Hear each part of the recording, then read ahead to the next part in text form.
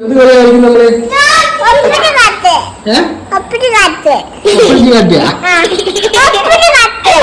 ഒപ്പന കട്ട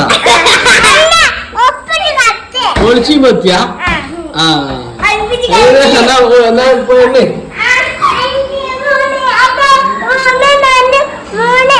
അത് എന്നെ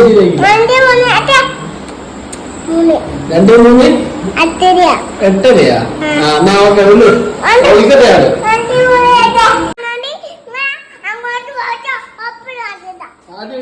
ആദ്യം